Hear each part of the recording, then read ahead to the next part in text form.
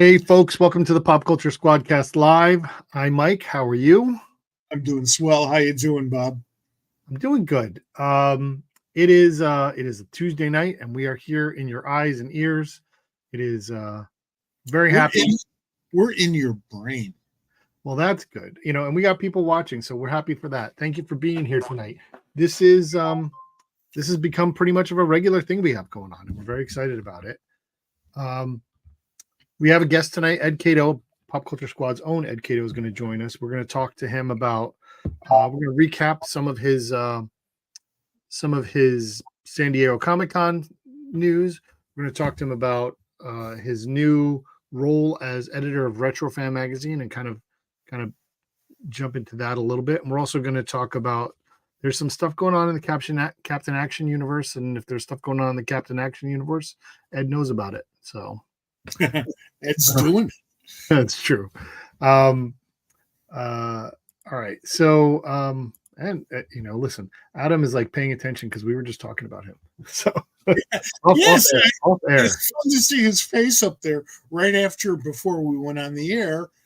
We were talking about him. Yeah, we were. We might have some announcements regarding Pop Culture Squad, this Pop Culture Squadcast, and some things Adam is doing. So we'll hold off until we get confirmation on how that's going to be. But stay tuned. You're such a tease. Listen, I am not good at it, so I'm going to take advantage of it when I get those opportunities.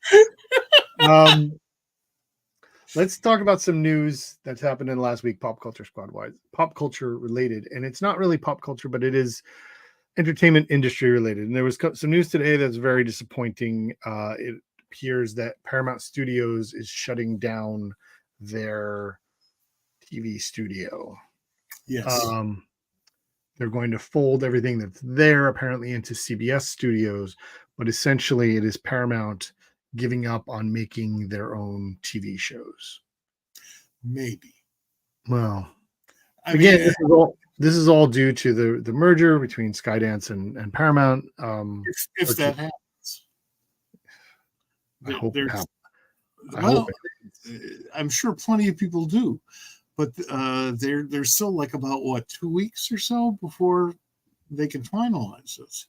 Well, there's apparently. A 45-day period where they have to entertain other offers. Paramount is operating under the mandate to shed $500 million worth of operating expense. Yeah, so that's not great for the industry. It becomes this very, very odd problem that there are these companies out there that are producing entertainment for people to consume, and I like to do that. But they are also capitalists, and we've had in our conversation last week, we were kind of talking about how capitalists are problematic, and we have this situation where it never seems to be profitable enough for anybody to make cool stuff. I mean, making cool stuff, particularly movies and TV, ridiculously expensive. That's the nature of the beast. It's not like, they're spending too much money. I mean, you're always spending too much money, so you're losing money. But in terms of making what you have to make, they're not spending too much money. They may be doing too many things, but if they don't do too many things, then nobody's going to pay for their streaming services. And I'm talking about all of them, not just Paramount. So if they cut all of this stuff, people are going to cut back. They're not going to spend whatever it is, $25 or $15 a month or whatever, because it's just not worth it to them. Meanwhile, the other streamers are doing deals with everybody. And maybe Paramount is hoping to be able to do the same once the sale goes through. Well, the interesting thing is that a lot of the stuff that was produced in that studio was not necessarily on Paramount's streaming service. Right. That's right. Things like the Jack Ryan series on Amazon, Reacher on Amazon. There were some other things that were on other platforms. I forget which, but there were some good. They were good, entertaining shows. So I mean, Absolutely. and it's not that they're going to not continue those shows. The shows aren't necessarily canceled. It's just that the studio location is getting shut down, and there's a lot of layoffs there because they're The moving. operative phrase is necessarily they may. You just never know. And with streaming these days, it's not at all uncommon for a show to be canceled after one or two seasons. Very few make it past like three or four.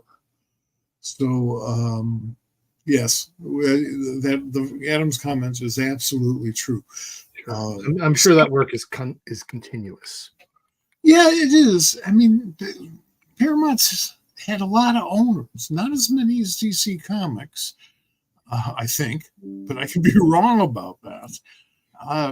I'm a Star Trek fan. I mean, I'm not insane about it, but I'm a pretty strong fan, and I like most of the series that they've been doing, and I like the series that they've been announcing, and I'm hoping that all that still gets off the ground. Otherwise, what the hell do I need Paramount for? Sure, I think it's going to be fine. I think something. There's I don't want to have this everything's going to be okay attitude all the way through because it is concerning. There are people involved. You know, we had the wonderful, joyous announcement that that Boom Studios was being sold and purchased by Random House, followed by a whole bunch of people who work for Boom Studios getting laid off.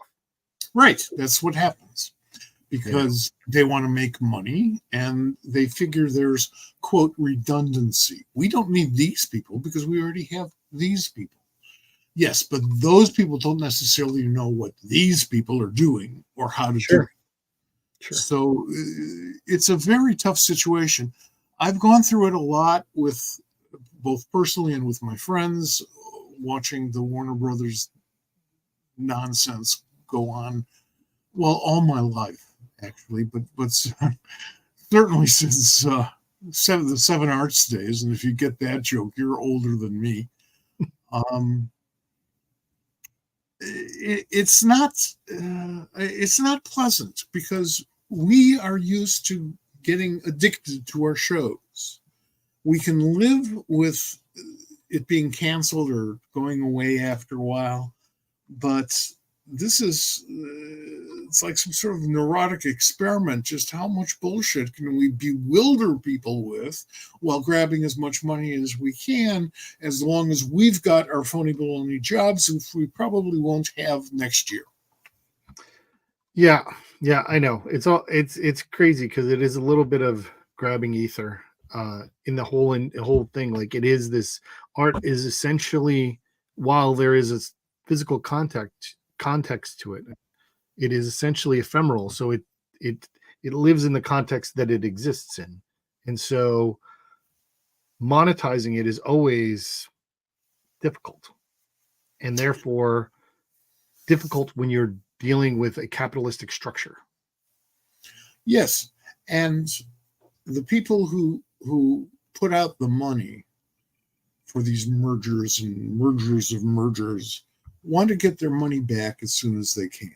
Well, you can't do that in the entertainment industry because people are spending hundreds of millions of dollars to make movies and TV shows that will not bring in any revenue for several years. Right. So that's a horrible way to run a money churning operation. The media companies are not money churners. Yeah, unfortunately, people don't get that. I appreciate this conversation. I want to move on to something slightly more positive. So D23 was this past weekend, which is, if you don't know, is Disney's massive, there's the upfronts, which is a thing in TV, but this is Disney's everything coming from Disney in TV, movies, all kinds of things. It is their San Diego Comic-Con on steroids, but just for Disney. Like they don't. It's part of why they're not showing up at San Diego Comic-Con with a lot of stuff. They're holding it back for their own thing. You're being very polite, and I respect that. I even admire that. But D23 is a very large circle jerk. Well, okay, that is true, and I'm not denying that. There are plenty of people out there who get very excited about their fandoms, and there's information that comes out. And I appreciate your candor, and I appreciate your point of view, and I am not disagreeing with it. But that being said, there were some interesting things, and I looked through a lot of it. I spent a lot of time, over the last couple of days, kind of going through tons of the things. There are things that we're excited about. The Marvel stuff was kind of handled for the most part at San Diego Comic-Con, other than there was some interesting things related to the Daredevil series. They had some stuff there, and they had some video or a picture of the Fantastic Four crew on the Marvel side of things. The Daredevil Born Again, one of the interesting things that I must have missed somewhere along is that White Tiger is going to be in Daredevil Born Again. What I found super interesting about that is that there's this whole generation of younger, and a lot of, like, half the world is younger than me. And the other half is lying about their age. Right. Well, people are like, wait, when did White Tiger become a guy? Did they gender switch him? Right. Because so many people have grown up or only experienced White Tiger as the female version of White Tiger. That's true. But I'm excited to see him there. It was never, White Tiger was never, even a B-lister. I always thought there was a lot of potential in the character as interpreted throughout its career. And I'd like to see what they're going to do with the TV show. But whatever they do on Daredevil is going to reflect the needs of Daredevil, not oh, sure. Absolutely. Absolutely. I'm looking forward to it for a wide variety of reasons. Vincent D'Onofrio, I would listen to him just babble in his sleep on a tape sure. recorder. Absolutely. Cox is terrific. Everybody there has earned their reputations. Deborah Ann Woll is also one of my favorite things of that show. Yeah. I think she's incredible. I agree. So that was announced. There's a lot of remakes. That's what Disney's doing these days. Oh, some of the articles I was reading, it was like, oh, well, there's other things, there are things that are not just remakes or live action remakes, but it's at least half of it. There's Incredibles 3 was announced as officially a go. There's a Frozen 3 coming. There's a Zootopia 2 coming. There's a live action coming in the summer of 2005, live action Lilo and Stitch remake. They showed the trailer to the live action Snow White finally getting a date in March 2025. Now, the one thing I thought was really cool about that, I don't know if you've seen that trailer, have you? I have. Gal Gadot looks amazing as the Evil Queen. I agree. I mean, I'll watch that movie just for that. That's the only thing. I'll just watch Gal Gadot's parts. I agree, but it's going to be tough to get me to go out to a movie theater to do that. Sure. I mean, that is the thing that I struggle with constantly about these remakes. I've already seen this movie. You're not doing anything because you're giving me a shot for shot remake. Like when you think about things like A Star is Born, right? Which has been made 3 times at least. At least. Each iteration is vastly different. There's the same theme through it, but the execution is different. you know, there's not really any difference in the in what is happening point by point between these movies, between their, a lot of them. Snow White is one of them. I'm sorry, no. Lion King, Aladdin, um, all of those types of things we've done. It's difficult. I think what they're doing, and this is just my impression, but it seems to me from the 4 choices. times Adam corrected us. I'm sorry? There are 4 stars born. I'm glad you checked. It seems like they're just laying groundwork for more theatrical shows, for more stage shows. Well, they are. They certainly are. They announced that they are doing a stage show of The Greatest Showman, which I'm surprised that hasn't happened yet. Yeah, that should have been a stage show to begin with. But I will say that was so the Snow White trailer was good. Have you seen the trailer for the newest trailer for Agatha All Along? No. Agatha All Along is going to be fun. Go ahead. I rarely get enthused about a project from the trailer. Sure. I do sometimes get unenthused about a project from a bad trailer. Yes. If you can't make a good 2 minutes out of your 2 hours, and quite frankly, I met old guys from, the 50s and 60s and 70s who made trailers, and they were specialists. Mm-hmm. They were really interesting guys to talk to if you talk to them about how they make the decisions to do what they do. So if you're making a lousy trailer, chances are really good that I'm not going to see the movie. That's fair. The Agatha All Along is the new trailer out. There's a new song that's going through it. It's about the Witch's Road. Aubrey Plaza looks amazing in the show. Like she just looks like, I have a feeling she is going to steal this and run away with it. I love the things I've seen from Patti LuPone as well, who is a favorite of mine. Me too. I think this is going to be super fun, and I don't care where it fits in anything.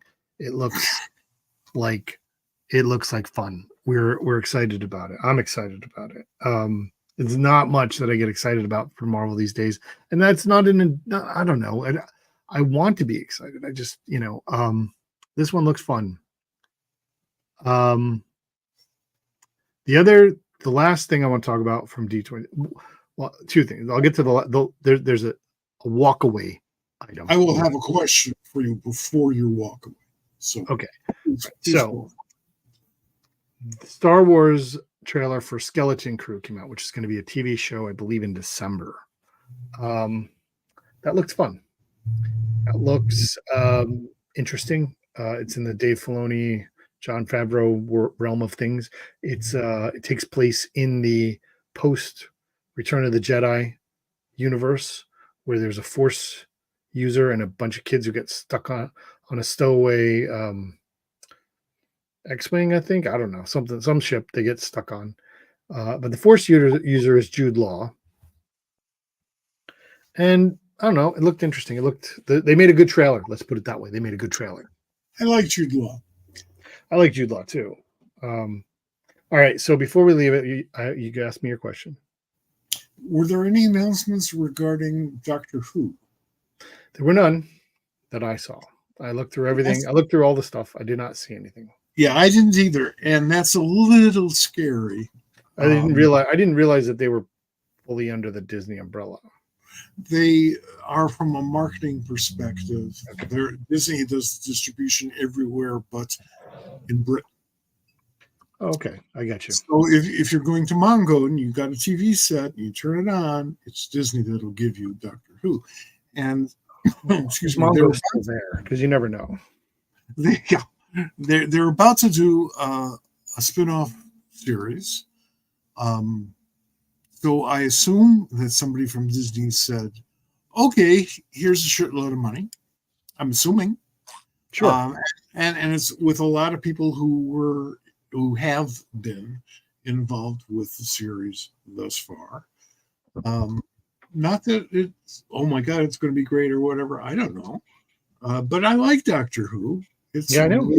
It's wonderful entertainment, particularly if you've had the pleasure of watching it evolve over the years. It's really kind of cool from that perspective. But the business side of me goes, I'm not sure it fits with Disney. It didn't fit with the BBC. It didn't fit anywhere. Well, it's okay. It's going to keep going. I think it's big enough that it's got its own wheels. You know, they are disappointed in the numbers thus far. Well, get over it. Yeah. So here's let's leave D23, and we're gonna get to our guests pretty soon. Thank you guys for being here. So we talked. One of the things, the highlight for me, or the theme essentially at D23, is remakes and sequels. Well, they've announced the Toy Story 5. And Toy Story 5, the gist, and it's the gang tries to have their new kid not be an iPad kid. Why? Well, they're toys. They want him to play with them. I see. Okay. Well, that's okay. That's clever. All right. But this seems, it just the concept of it seems like it's written by an old man. That doesn't seem like a kid's movie. But we'll see. I don't know what a kid's movie is anymore. Sure. We have all these people out here who are mostly voting for Trump who think that children are these precious little thin-skinned, if it's raining, you keep them inside types of humans. They're not. They're viable human beings. Yep. Just viable, and in many cases, much more reliable than adults. And it's not that I want to treat them like adults, but, because they're adults in progress. But if you don't give them a shot at making their own decisions, they never will, which is why so many people out there, older people, don't make any decisions because they were raised that way. That's fair. All right. So let's leave D23. We have a couple of new number ones we want to get to. This one is probably my favorite book this week. And you've read it and I've read it. Yes, it's Fab great. From Ahoy Comics, friends of ours. Garth Ennis, writer. Jason Burrows is the artist. This is fun. And as we were talking about it earlier, we said that this is what a Garth Ennis non-war book should be. Like, if you think what a Garth Ennis book is, it's not a war, not his war stuff. This is what it is. It is full of satire, full of raunchiness, full of humor, but also telling a good, interesting, exciting story. Jason Burrows knocks it out of the park in terms of the visual storytelling. There's a scene where somebody sticks their hand inside of a monster's mouth. Things happen. It's hilarious. I agree with every word you're saying. I enjoy hell out of this issue. Now, I like Garth's work.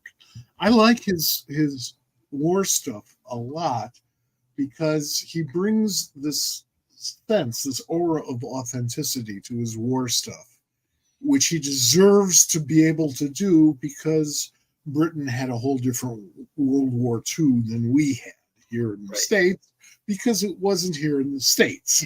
It was in Britain and in Europe. And they're the ones who got bombed. So I enjoy his perspective. I love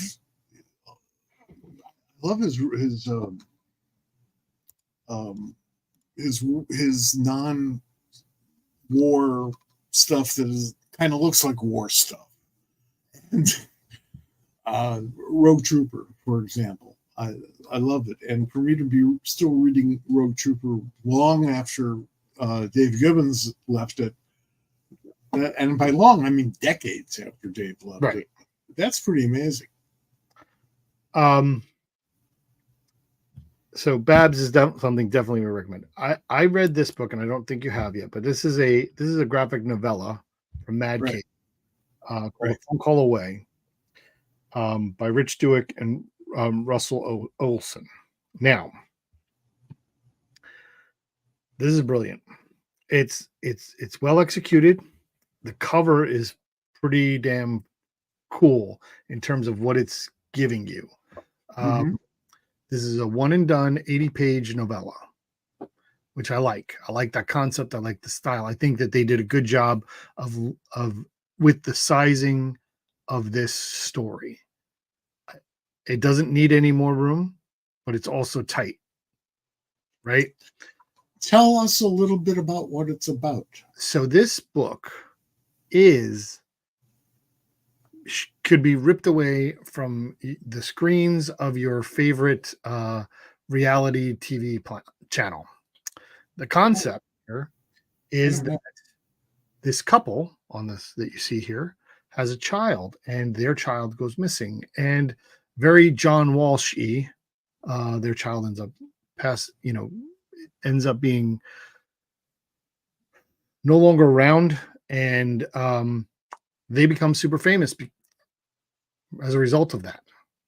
And then their fame is, brings their family grows a little bit, and then there's more catastrophe, and how that catastrophe reveals the dark side of how all of this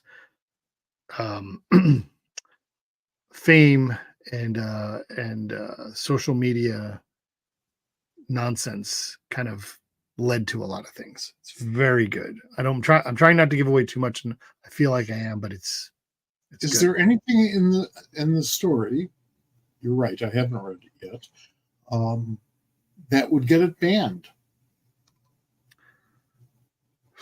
No. That's a shame. It could use the publicity. There are definitely there probably should be some trigger warnings around it. It's there's some stuff.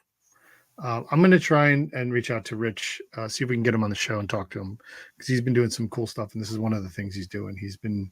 I talked to Rich Douek on the Pop Culture Squad Interview Edition podcast years ago, and he's just continued to get better and better as time goes by. So it's great. All right, thanks folks for sticking with us. There's a bunch of other new number ones out this week. I go to popculturesquad.com. Today we published that list. There's a bunch of other things. We are going to have a preview reviews release story with 3 to 5 books we've already read that are all really good. Those two are among them. There'll be some others there, so go check that out at popculturesquad.com. We're going to bring in our guest, and I'm going to apologize because I don't have a really cool video set up because he's Ed, and we love him. So welcome, Ed.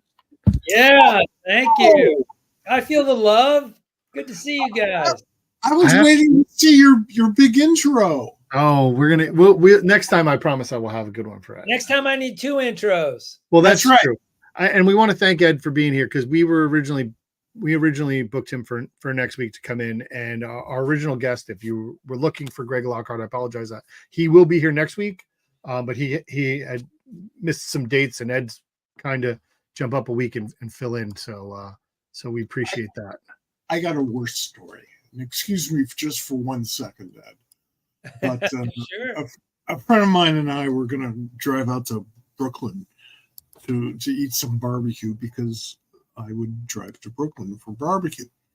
And the place is supposed to be really, really good. And I know that Gene Haspel lives near there. So I said, well, let's invite Dean.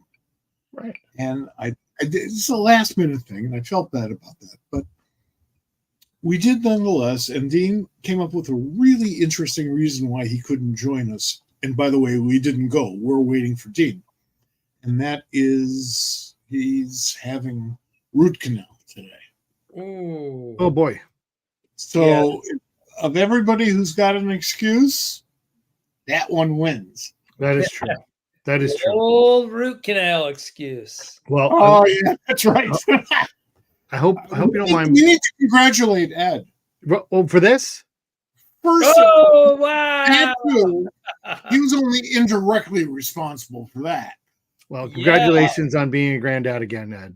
Oh, thank Yes, you. Yeah, that's little Lainey, a good Tar Heel Cato granddaughter, and yeah, we're thrilled. Everybody's healthy and happy, and it's wonderful. Thank I you. hope to meet her next year at Heroes. Yeah, we'll drag her down. Yeah, right. So she lives in Charlotte, where Cassie is, who you met at Heroes. Cool. Yeah, That's really yeah. nice. You know I'm going to sneak down to Sheldon's store when we go visit. Of course. I would think. Yeah. So, I mean- what was your congratulations for Ed besides being granddaddy again? For getting a gainful employment. Listen, Ed is like got 5 jobs or something like that. You know, I think I'm gonna keep going until I get one of them right. Too I'm bad. gonna try and catch up. No, we should do a big deal about this because I think it's a big deal. Are we talking about the retro fan? Yeah. Okay, I agree. Let's do that. So I can share that out. So tell us, you are now the official editor of Retrofan magazine. That's right. I'm so excited to be the official editor for Retrofan. It's one of the Tomorrow's family of magazines. This was started a few years ago by Michael Urey, longtime comics guy. You may know his back issue magazine, which I was also privileged to write articles for and quote people like Bob Harrison and Mike Gold. And They those showed up today, just so you know. Oh, there you go. Yeah, that's a good one. The Lilith one. And yeah, so Michael is retiring, and I was thrilled to be asked to be an editor for them. And I'm flexing some new muscles. Yeah, there's Retrofan right there. Is this Mike's last issue? Or is there one after this? One after that. One after that. Michael was an editor at TC when I was there. Two after that, actually. Okay. And he and I used to have this sort of unspoken competition for wacky yet still borderline tasteful ties. And it was really fun, really interesting, really like Mike. And I cannot understand this retirement thing. Oh, I know. Isn't that ridiculous? He's way too young. Yeah, he really is. He's here's the upcoming one with Stephanie Powers. We're just putting that to bed. So I've been kind of his protege as an assistant editor, associate editor these past few months, kind of learning the ropes. And I love to write and I love to research. The editorship is a little bit different. And the nice part is this is one of those magazines where I want to read every article, and sometimes I wouldn't buy an issue because it's like I don't have 3 hours to get sucked into this, and you just don't want to. So I so sometimes you wouldn't buy it, and now I'm like for this particular issue that you see there, which we're putting to bed, just fascinating. It's so interesting. interesting to learn stuff that you didn't know, interesting to kind of like reinforce things that maybe you were cognizant of before. That Stephanie Powers article is great. Battle of the Planets is a I am cartoon very excited about that. that, yeah, Bob, like it's near and dear to your heart. It is. A little bit old for it, but Oh yeah, you are. how it was made was fascinating. Yeah, thank you. I'm Learning taking how it's advantage of being the youngest person on this podcast, so thank you. made. You are.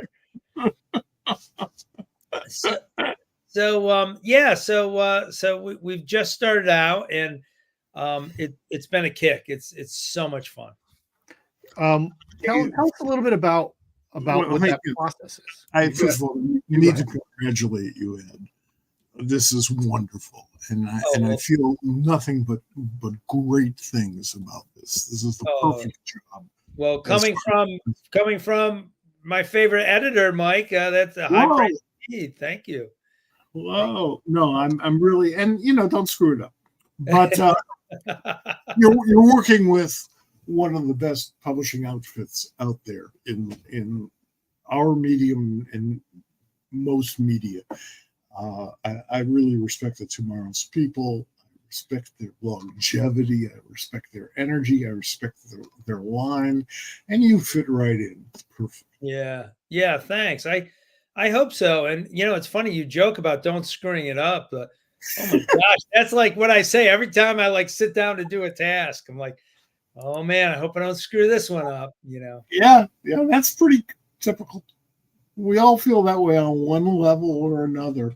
Yeah. I do whenever I get behind the wheel of my car. So neurotic. Thank you, Adam Phillips. Very kind. So Adam Phillips recently. So you have worked for Tomorrow's for some time, as a freelancer doing work for Back Issue and Retrofan and stuff at that. We've talked about Mike retiring, and we wish him all the health and best retirement anybody can have. Sure. Roger Ash is taking over the editing of Back Issue. Yeah. We're excited about that too. I mean, we like the stuff that Tomorrow's does, because one of the things that I find with Tomorrow's is that they have an appreciation for the fandom without becoming obsessive about it. There's an appreciation that people experience different things in the past, and there is this nostalgia that people have for their youth. Yeah. And also I think like with Retrofan, even like with Back Issue, the Kirby, Alter Ego, all of them, there's also this notion of here's this thing that maybe you have nostalgia, but let's kind of examine it with fresh eyes, or let's bring some more background to it, or let's kind of analyze, like, why did you like it? Or why did you like it all these years? Or what makes it interesting? And I think, those things kind of elevate it. So it's not just like, oh yeah, man, that thing was so cool. I love that thing, right? Yeah. It's not just I love that thing. It's kind of like, hey, here was this thing. It was a phenomenon. People have remembrance of it. Let's look at that. And I agree. I think that's the right way to do it. Back when you guys were not even children, sure, you were like zygotes. Jim Warren, who's a hero of mine, published this fairly short-lived magazine, newsstand magazine. It was like 10 or 12 issues long, called Screen Thrills Illustrated. And it was pretty much about serials, movie serials. Okay. Which most people today, I think, would be bored by, although there are some really great ones. But most of them are pretty goofy and pretty stupid. And when his magazine came out, I was unaware of any of these, or most of these. I mean, I'd watch the Flash Gordon stuff and the Buck Rogers stuff because it was on television. But that's it.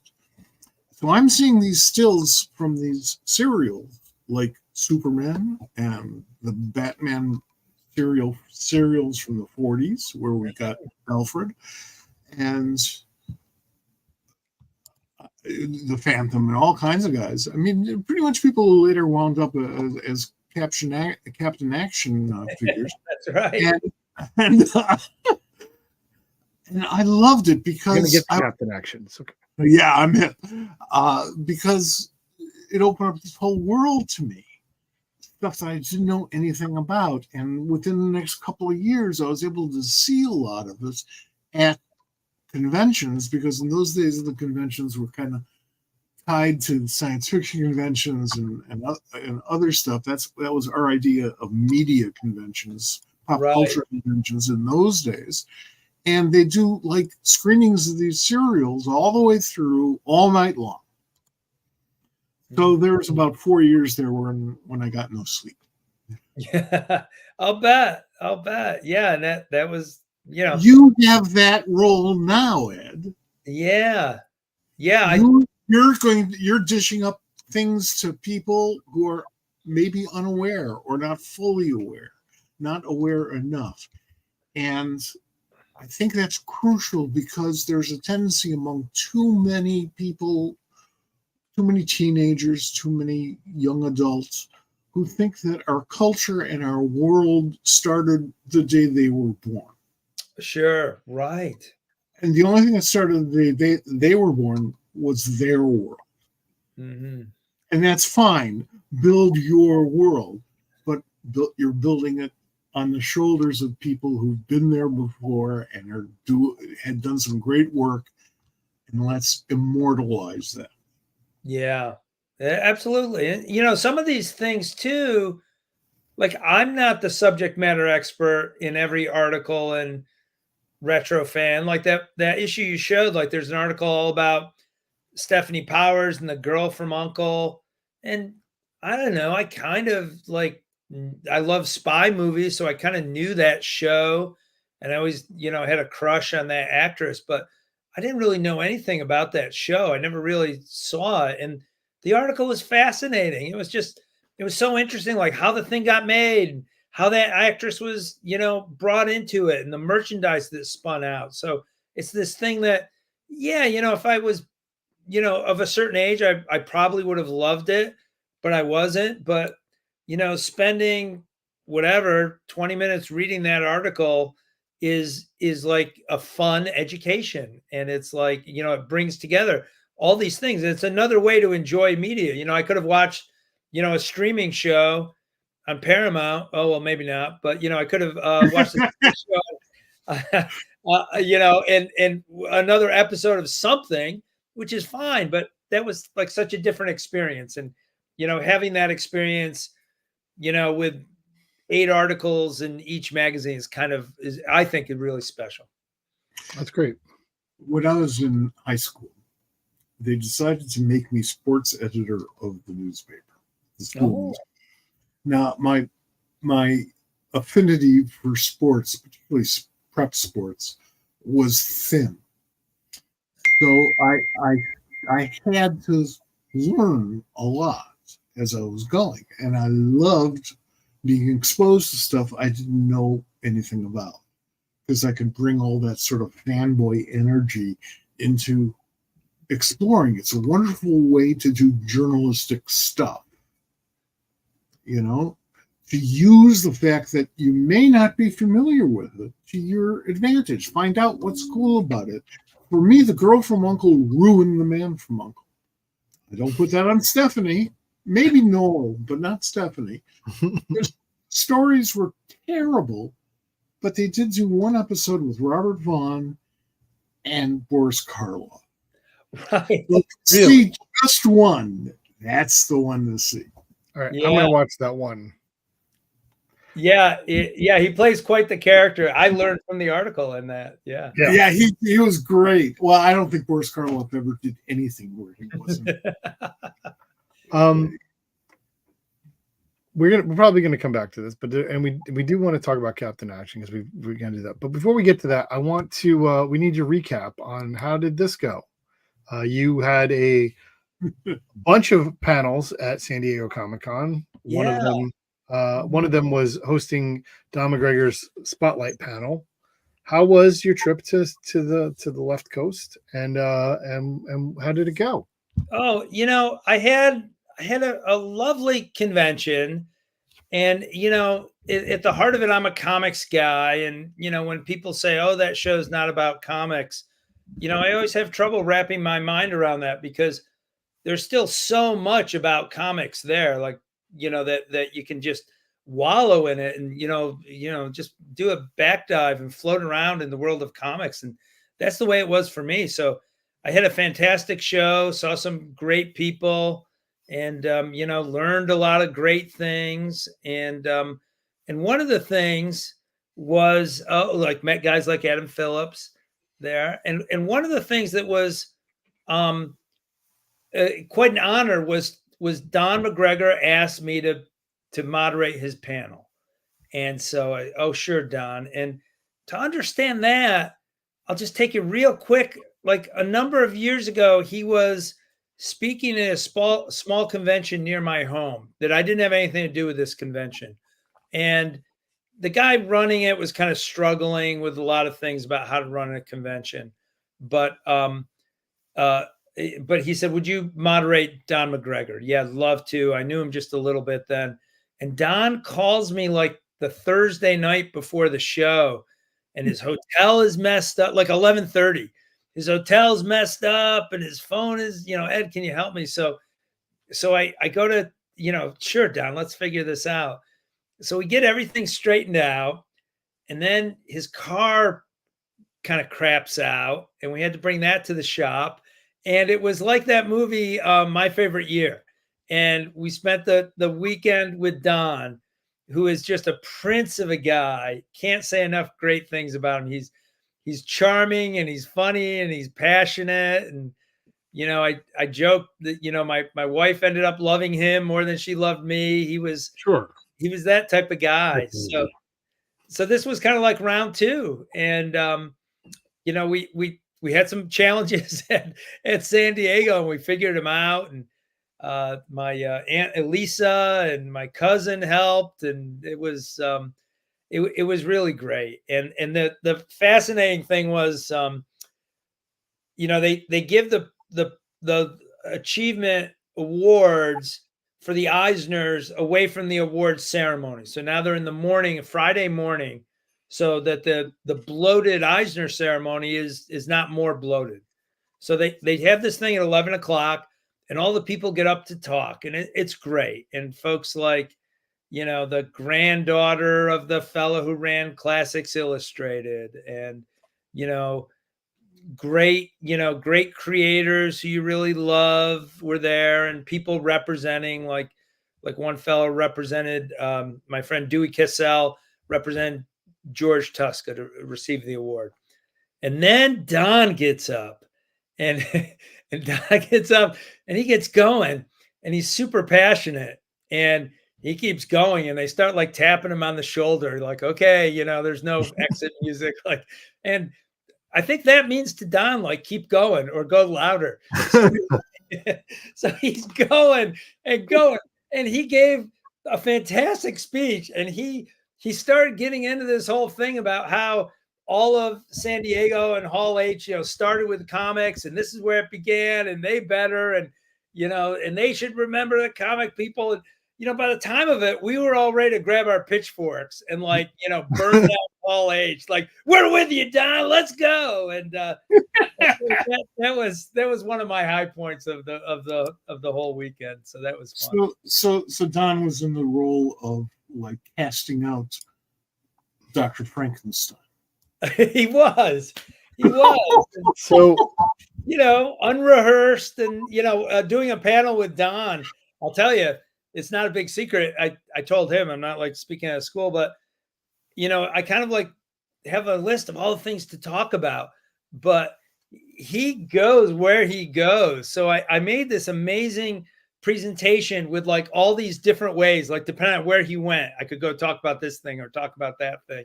And I thought I was planned out, and even so, he threw me a few surprises. And sure, it was like riding a blind bronco, that's drunk on brandy during an earthquake. I was just hanging on to sure.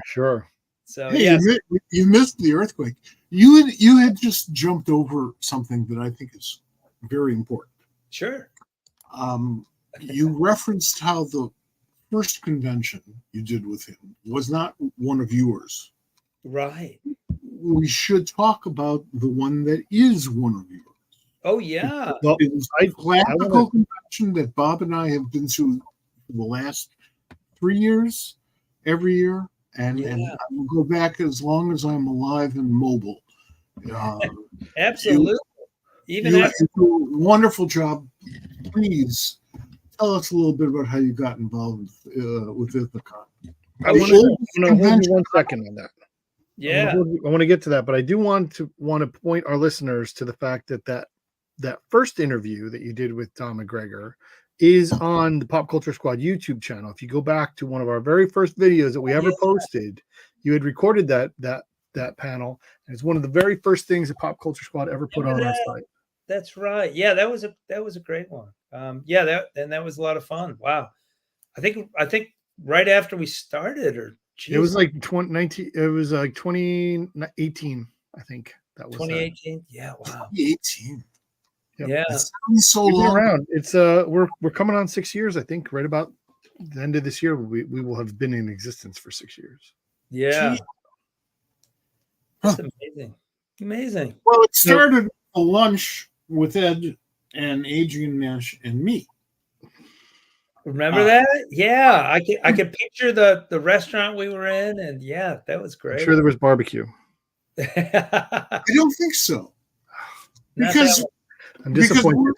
We're in the Northeast, where they've just learned how to spell BBQ.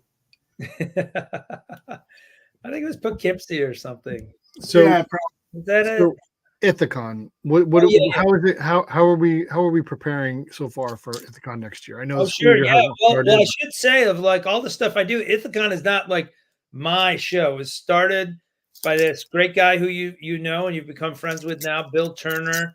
Fantastic, focused, great organizer, great fan, and and we had up this week. We brainwashed him, and he brought so much to the party this last time as a guest.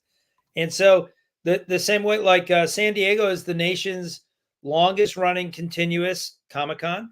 Ithacon, believe it or not, is the nation's second longest running continuous show. Shelton is nipping on our heels with Heroes Con, and he just does a fantastic job with that. But unlike Shelton's show or San Diego, Ithacon kind of always wanted to stay small, and they did a good job. So it's kind of got that small town feel to it, but with I feel like A+ guests, and we work very hard to deliver. It's not like a kiddie show, right? It's meant to be best in class for exhibition, for people who come to experience it, for the vendors and for the guests. So we work really hard. And in recent years, we combined Ithacon with Ithaca College.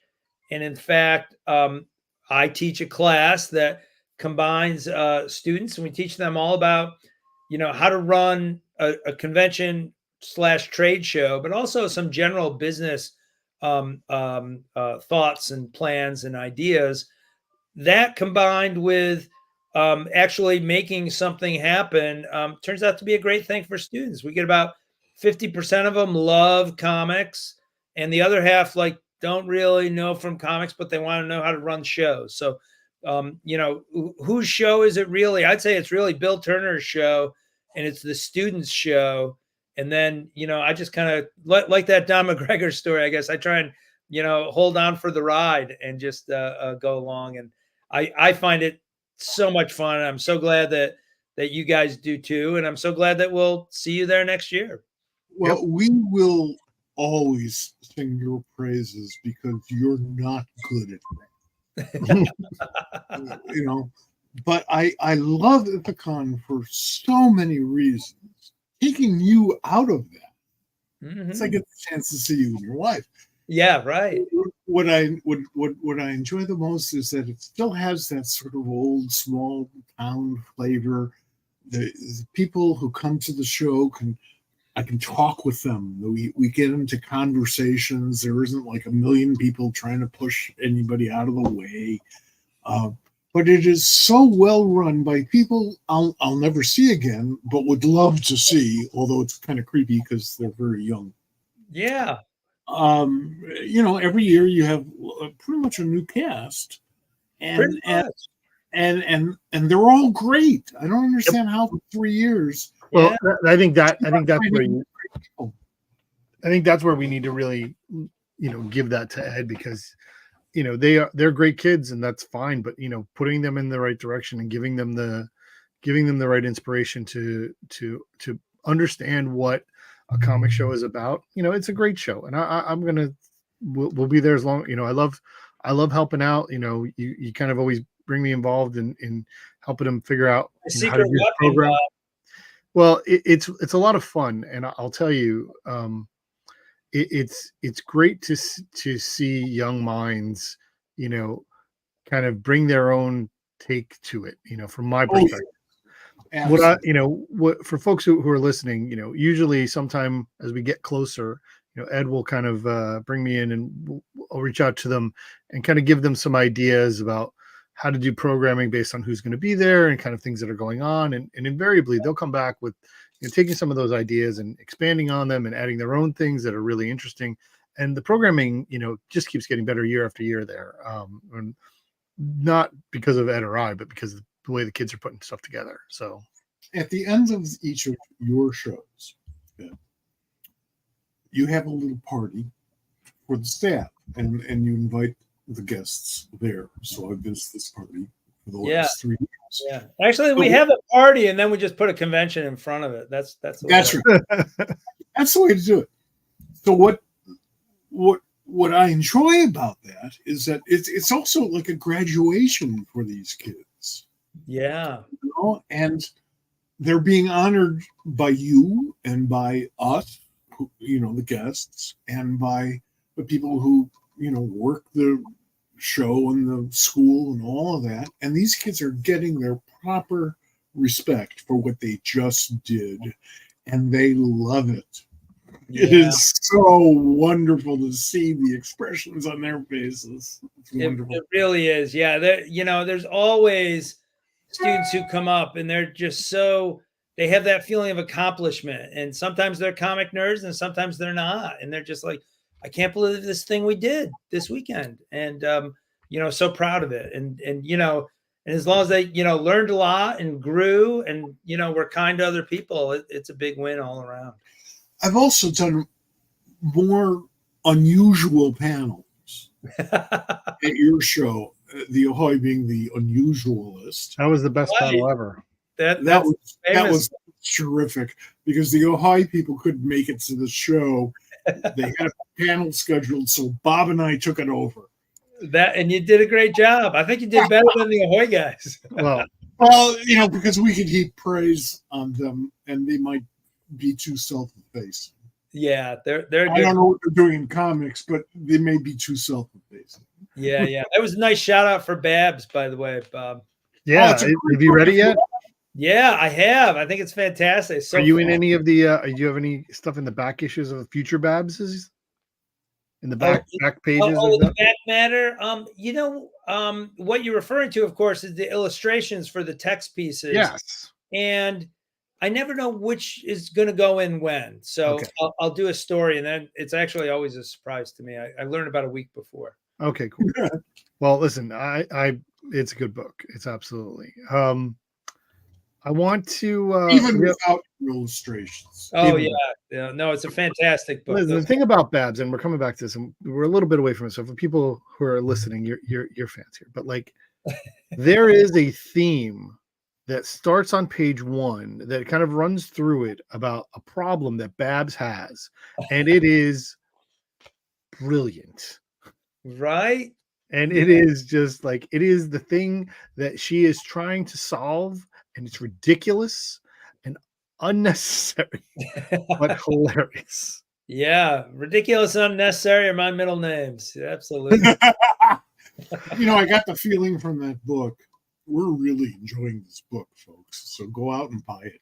There you I go. got this feeling from the energy I got off of that book was the same energy as I got in same type of energy as I got in like 1978 when my buddy Richard Burton sent me the first 3 issues of 2000 AD.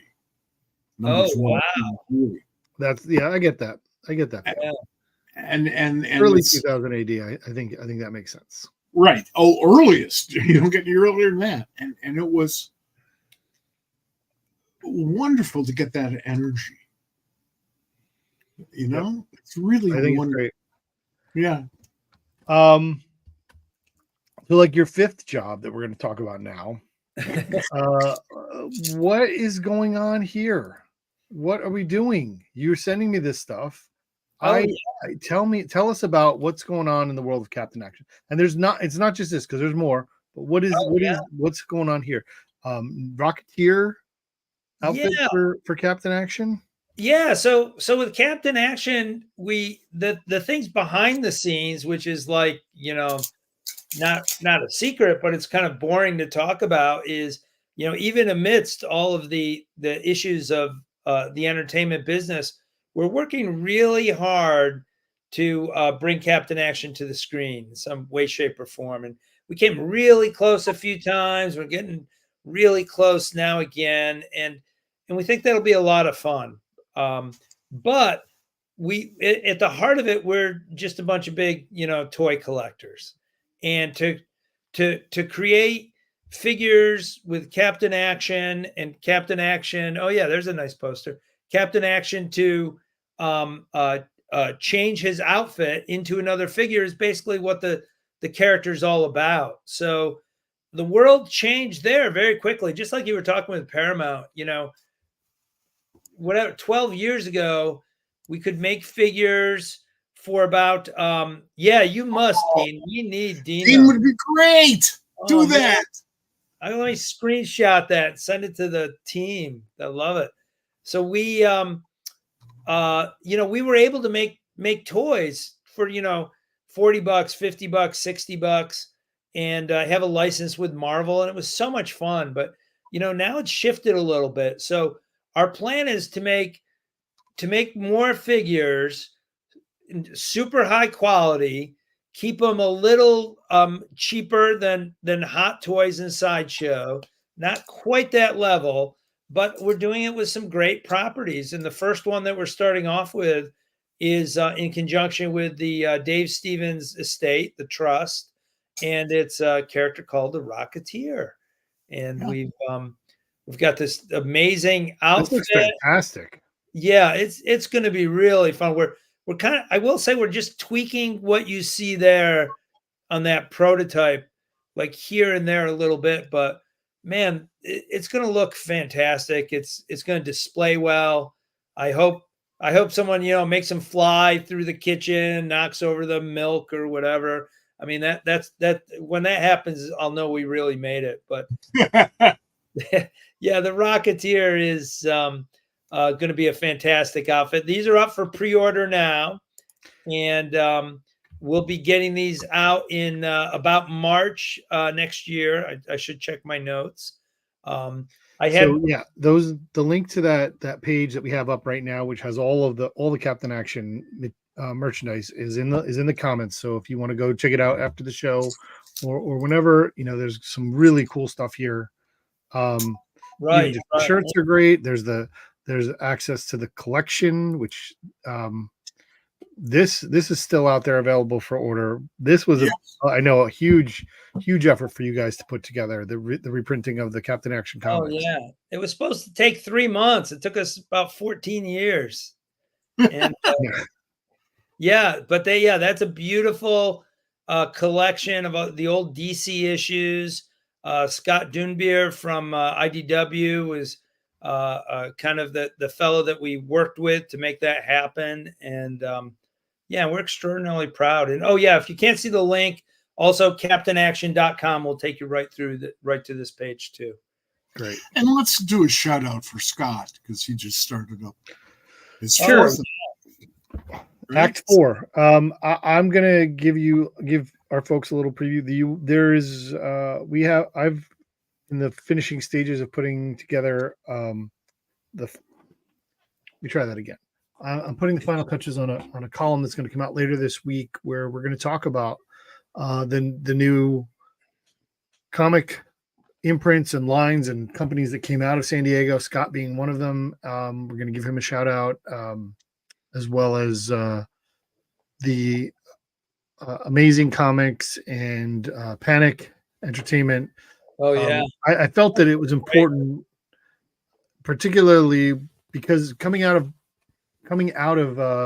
San Diego, there was this huge negative feeling in the community about the whole AI thing, and I just felt like we need to pay attention to the fact that there are people out there who've been in the business a long time who are trying to continue to make new good stories. So you'll find that on the continued after the next page column that's going to come out on Pop Culture Squad later this week.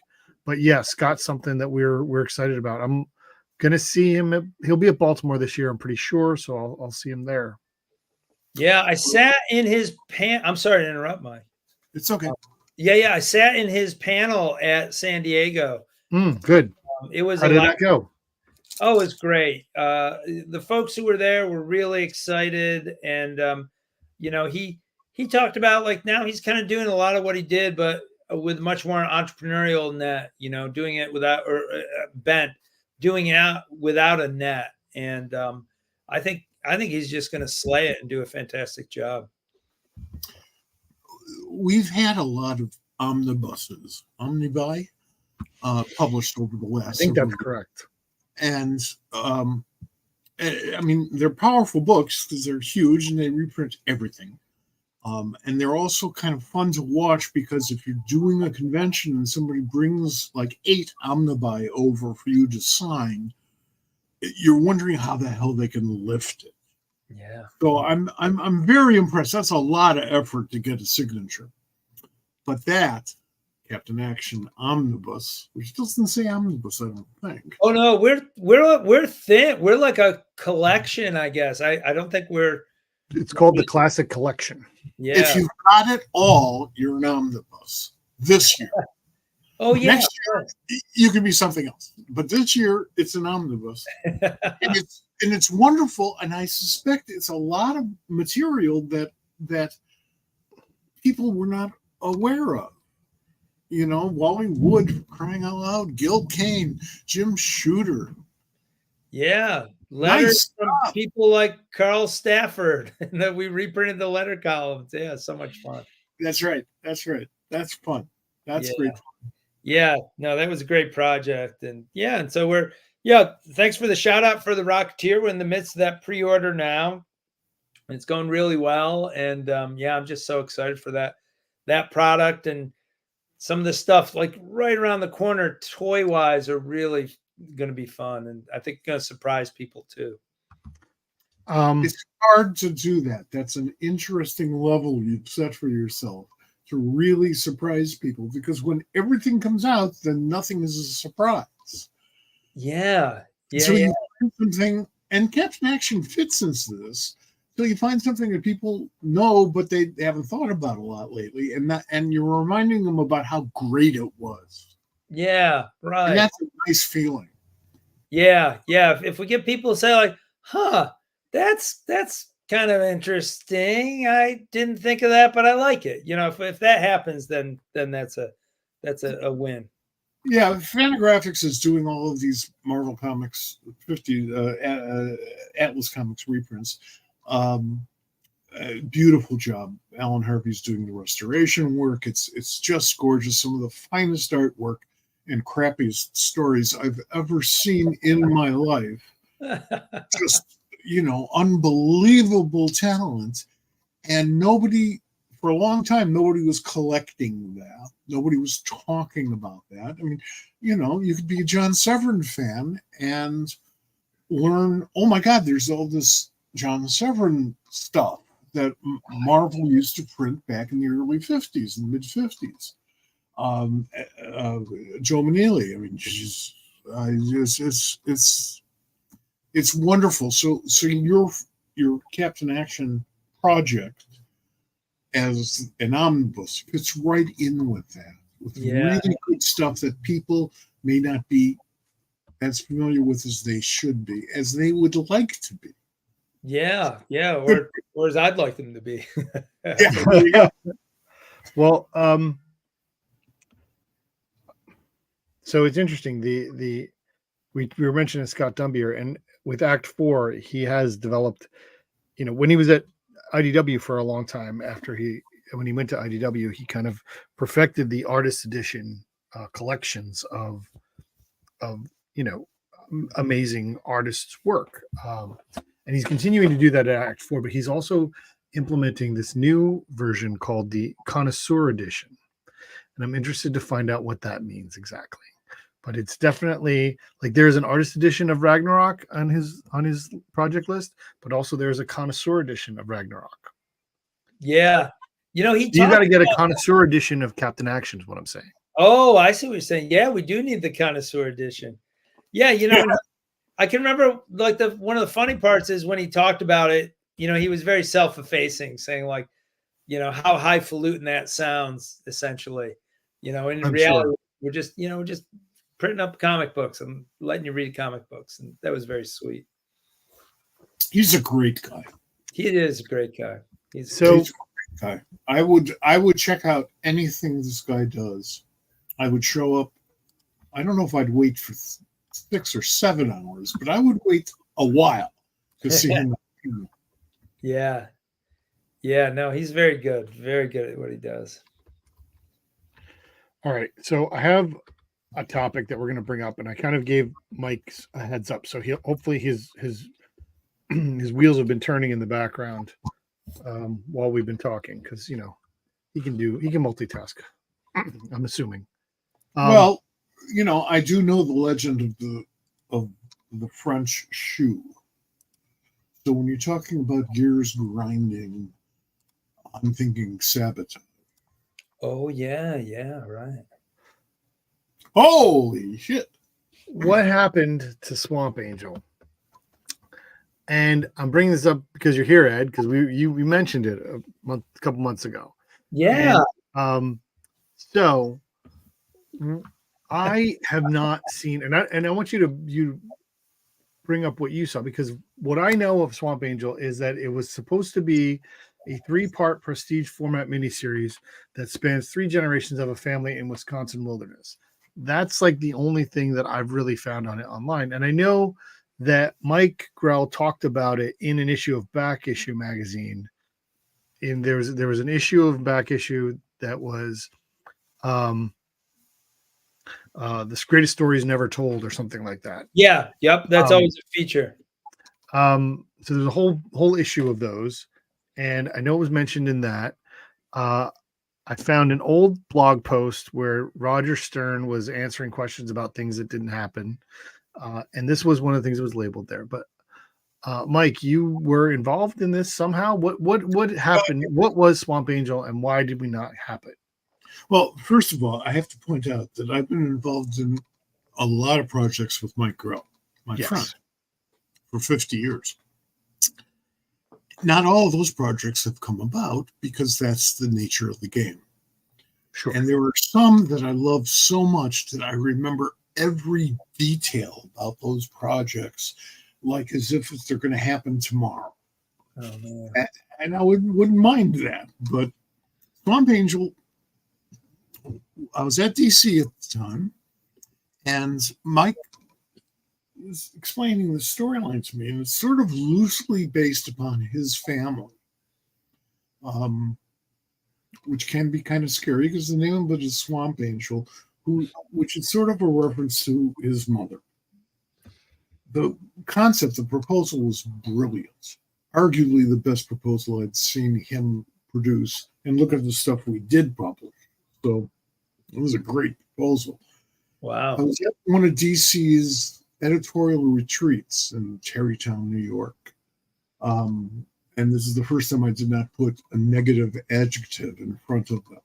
They're tedious, boring, and bullshit, but which sounds like a law firm. But tedious, boring, bullshit. I had the proposal, and I figure, well, what the hell? The people who are going to rule on this are, well, Dick Giordano, but because it's also a brand new project, then Paul Levitz has to approve it. And Jeanette Kahn was the publisher, so she had to approve it.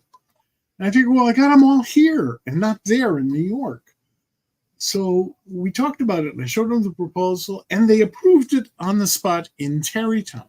The fastest approval I ever got in my life, I think, for anything other than beating a traffic ticket in Baltimore. Because I said I was on my way to the comic book convention. And the comic book convention. I said, yeah, and I pitched the Baltimore Comic Con, and I didn't get a ticket. Okay. So, we were approved, which means that we have to get a contract. Okay. 18 months later. Oh my gosh. Nothing. 18 months later. Mike has now sort of moved on in his head to other projects that I don't think we did. And this one is brilliant, and I really, really want to do it. And I'm pestering Bob Greenberger at the time, was the guy who was sort of overseeing the contracts on behalf of Jerry Cunningham. Bobby had been my assistant at DC. And after 18 months, he was really tired of me coming into his office and saying, oh, what is going on? This is the polite version with that contract. So after 18 months, I give up and I go,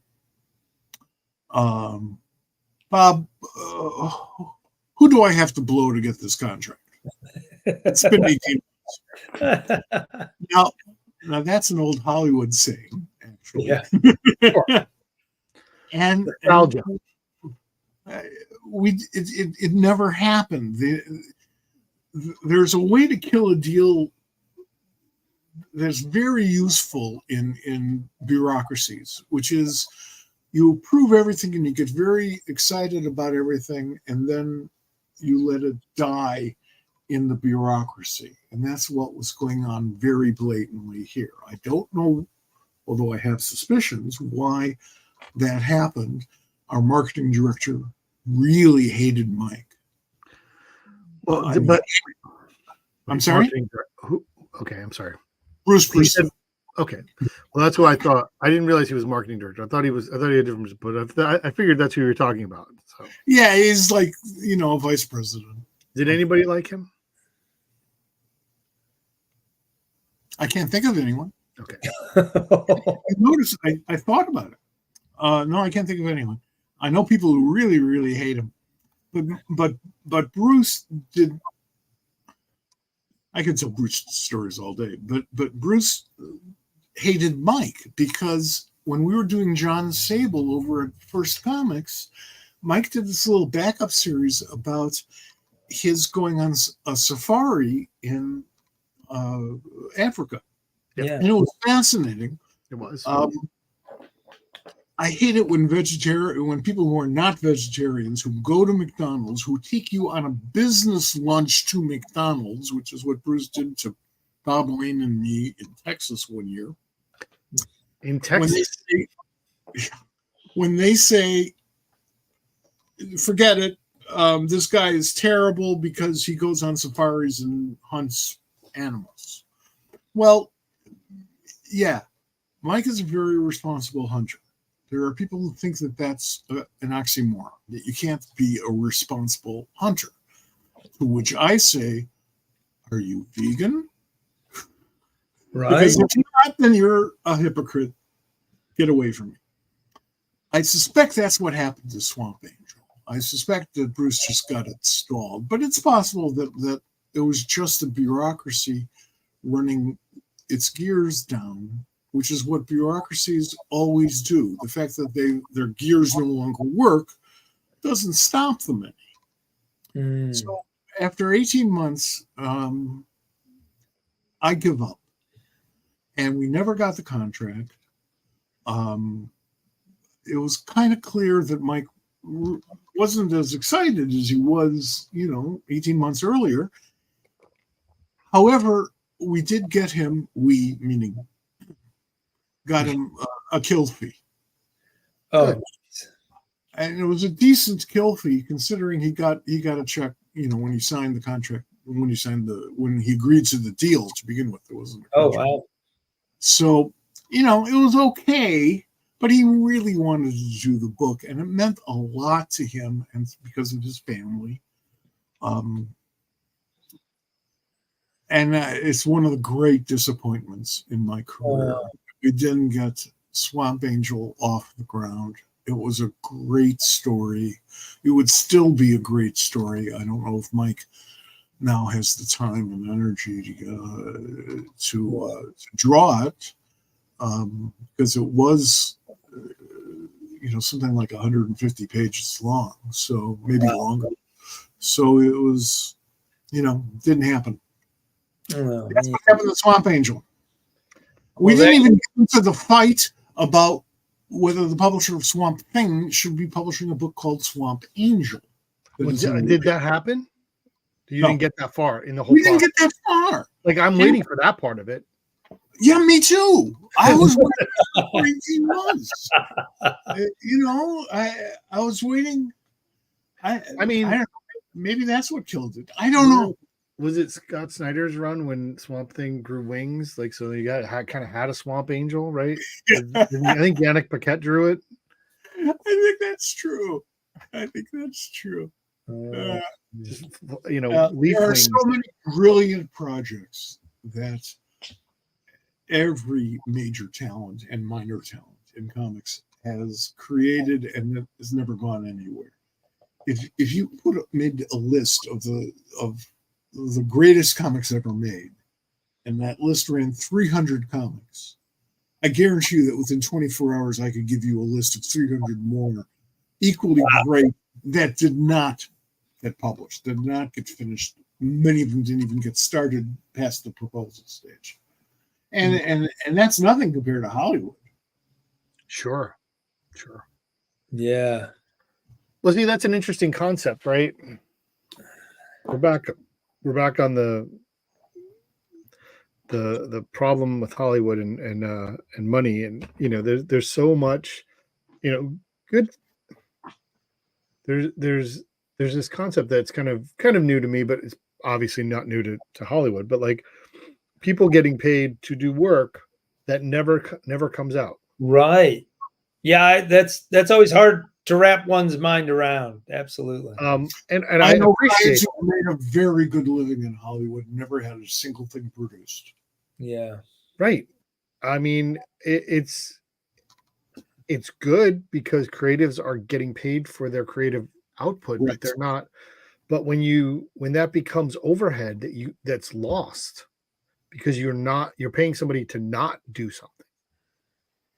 And you're not making that back. Like that's where things are questionable, Yeah. Well, I think sometimes it's like only the strongest survive, right? So you might have a lot of people working on a project, and then, at the end of the day, it's like, well, this wasn't as strong as these other 10 things we have going on, or, we look at it now that it's finished. Maybe it's not great. Also, well, I mean, we are currently in an environment where, for these big media companies that are merging and submerging and doing all this weird stuff, there are projects that don't look as good as they did when you started them that actually look better on the books as a tax write-off. And that's the part that really bothers me. Yeah, because they're finished or virtually finished. And now I'm willing to agree that some of those projects really suck, because I've seen projects that did come out that really suck. We all have. Yeah. It's just, you should know before you finish the damn movie that it really sucks and you made a dreadful error. Yeah. You should. Yeah. Yeah. I don't know. There's a lot. So one of the things that has kind of been a running theme, and we've been talking about it here on Pop Culture Squad, on the SquadCast for a while, is this resurgence of nostalgia. and Mike's been through this a few times in terms of the um in terms of the cycles and stuff. But it just feels like at my age and the things that I'm experiencing is just this huge reef, especially in comics right now. There's a huge nostalgia trend, and I love it because they're bringing back and giving new light on things that I enjoyed. But I don't want to love it so much that it stifles new creative original things. Yeah. Right. You know, I'm all for people honoring their childhood, our childhood cultural experiences. That includes the food we ate, the candy bars we enjoyed. Those things last with us forever. So I totally get it. And I'm not opposed to it. I just don't like seeing them crowd new stuff off. Well, it's a very dangerous thing. That's where I'm trying to, like, we talked about how much we loved the new Flash Gordon book. There's this week, I didn't even talk about it, but Johnny Quest is coming back to comics this week. And I love that. I'm excited about the stuff that Dynamite's doing. I'm excited about the stuff Mad Cave's doing. I'm looking forward to some of the stuff that DC is doing, where they're bringing some things back to the fore. But when I think about DC and Marvel, they are licensed things that they do for the most part, and they're not going to be that innovative going forward. They're just not. Partially because of the how shitty they are to creators. Yes, but Ed did it right. Well, that's fair. Because when he reached into that nostalgia bag, he pulled out Captain Action, something that at that moment in time, I mean, I grew up with it. Ed, you probably grew up with it. I don't. Oh yeah. That was like my favorite Christmas gift or birthday gift. Yeah, I wanted it desperately, still do. What? But however, I know a guy who can hook you up. However, that Black Hawk costume kills me.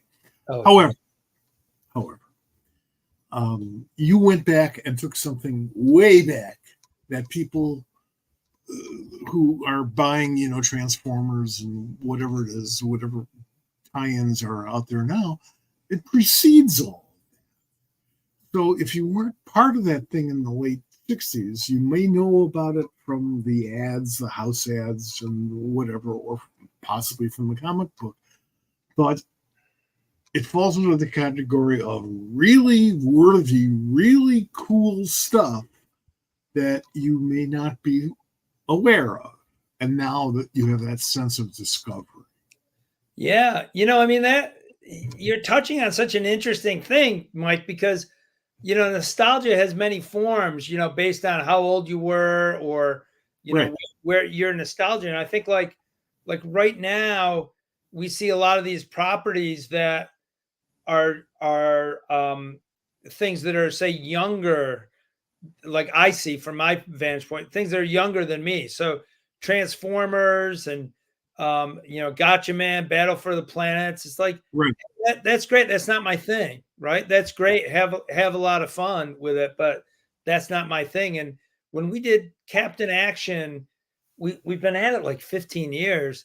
Like I think we were at the right point then for all that nostalgia craze. But now the folks who grew up with it are kind of, beyond that nostalgia. Like their nostalgia for this have been satiated. So, now like the bar is raised. Like, well, what do you do with this when nostalgia doesn't do it all? Like maybe you make Rocketeer, which was, there was no Rocketeer when Captain Action was around originally, debuted in the 80s.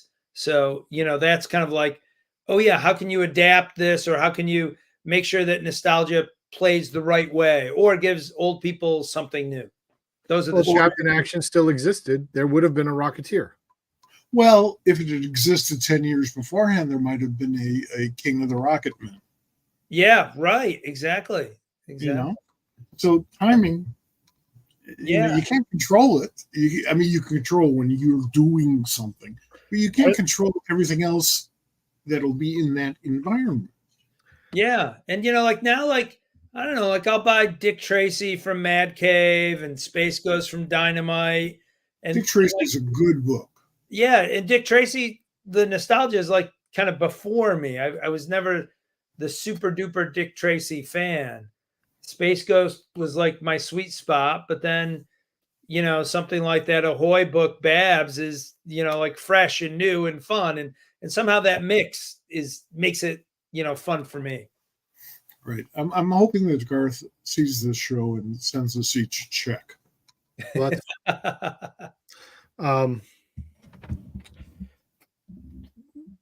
Maybe.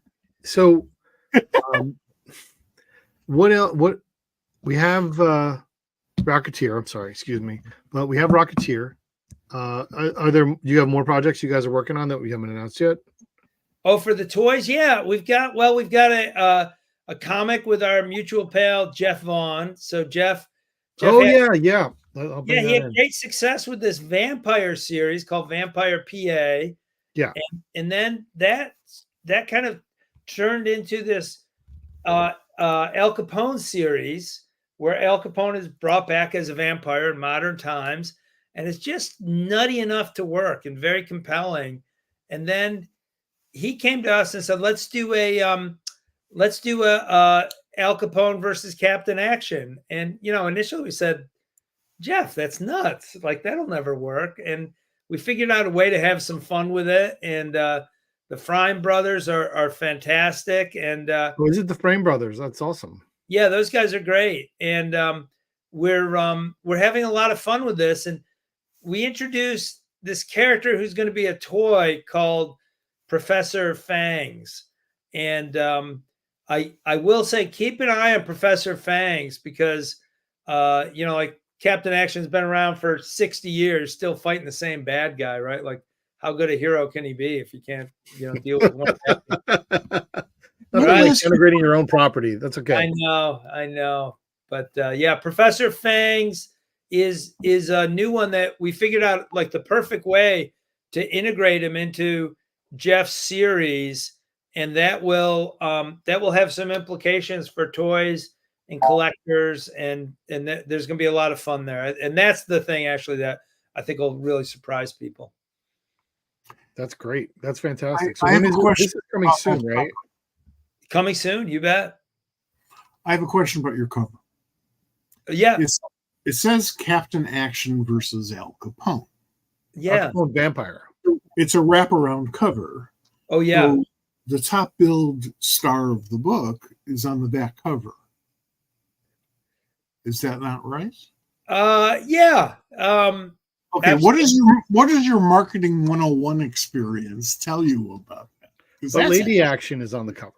Yeah. We've got Lady Action. The hard part about covers and toys that I'm still trying to get my head around is that the especially for toys, like the packaging makes less of a difference. When we made those Captain Action toys 12 years ago, packaging was important because you would walk by, or parents would walk by, or grandparents, really, the secret buyers would walk by in Toys R Us and see the package.